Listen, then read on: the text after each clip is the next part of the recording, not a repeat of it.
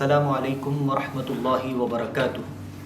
அல்லாஹ்வின் நல்லடியார்களே, இந்த ரமலானுடைய மாதத்தில் நாம் நுழைந்திருக்கிறோம், மேலும் செயல்படுகிறோம், நோன்புகளையும் நோட்கிறோம், தொழுகைகளையும் தொழுகிறோம். ஆனால் இந்த ரமலானுடைய உண்மையான நோக்கத்தை மறந்து நாம் செயல்பட்டு கொண்டிருக்கிறோம். இந்த ரமலானுடைய உண்மையான நோக்கம் என்ன? அல்லாஹ் திருமறை குர்ஆனிலே கூறுகின்றான், ஷஹ்ரு ரமதான் அல்லதி உன்சில ஃபீஹில் குர்ஆனு ஹுதல் லின்னாஸ் வபையினாத்தின் மினல் ஹுதா வல் ஃபுர்கான். அல்லாஹ் இந்த ரமலானுடைய மாதத்தின் உண்மையான நோக்கத்தை பற்றி விளக்கமாக பேசுகிறான். இந்த மாதத்தை அல்லாஹ் குர்ஆனை இறக்கி அருள்வதற்காக தேர்ந்தெடுத்தான்.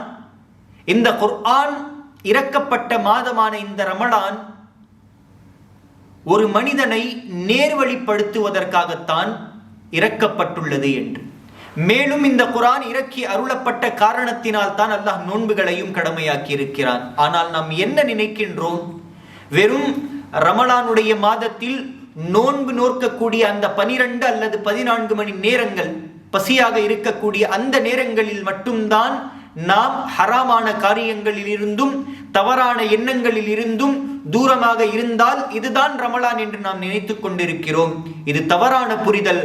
ரமலான் என்பது இந்த ஒரு மாதம் முழுவதும் நாம் அல்லாஹ் தடை செய்த எல்லா விதமான காரியங்களிலிருந்தும் நம்மை தடுத்து கொண்டு அதற்கு பழகி அதற்கு பிறகு வரக்கூடிய 11 மாதங்களில் ரமலானை போன்ற வாழ்க்கையை வாழ்வதற்கான முயற்சியை எடுப்பதற்காகத்தான் அல்லாஹ் ரமலானை நம் மீது கடமையாக்கி இருக்கிறான்.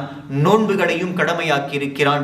நாம் புரிந்து கொண்டதை போன்று 14 மணி நேரங்கள் நாம் பசியோடு இருந்துவிட்டு அல்லாஹ்விற்கு பயத்தை காட்டி நாமும் அல்லாஹ்வை பயந்து கொண்டோம் என்று அல்லாஹ்விற்கு முகத்தை காட்டி அந்த நோன்பு முறித்தவுடன் ஹராமான காரியங்களில் ஈடுபடுவதிலும் ஹராமான விஷயங்களை பார்ப்பதிலும், மேலும் இன்றைய ஃபித்னாக்களுடைய காலங்களில் நமக்கு முன்னால் இருக்கக்கூடிய எல்லா ஃபித்னாக்களிலும் நாம் மூழ்கி கொண்டிருக்கக்கூடிய அந்த முயற்சிகளை தான் எடுத்துக்கொண்டிருக்கிறோம்.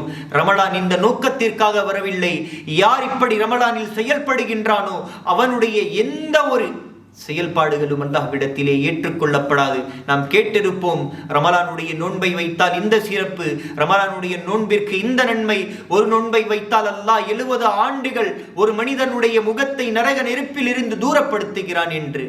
ஆனால் அதே நோன்பை வைத்துக்கொண்டு அதே ரமலானுடைய மாதத்தில் நாம் தவறுகளை செய்தால் 70 ஆண்டுகளுக்கு முன்பும் அல்லாஹ் நமக்கு நரகத்தை கொடுத்து விடுவான் என்ற ஒரு அச்சம் நமக்குள் ஏன் ஏற்படுவதில்லை?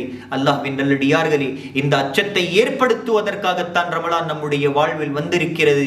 இதுதான் ரமலானுடைய நோக்கம். ஆக இந்த நோக்கத்தை பின்பற்றி அதை சரியான முறையில் நடைமுறைப்படுத்தி நம்முடைய வாழ்வை நாம் மாற்றி அமைக்க முயற்சிகளை எடுக்க வேண்டும். அல்லாஹ் இந்த பாக்கியத்தை நம் அனைவருக்கும் தந்தருள்வானாக. ஆமீன். அஸ்ஸலாமு அலைக்கும் வரஹ்மத்துல்லாஹ்.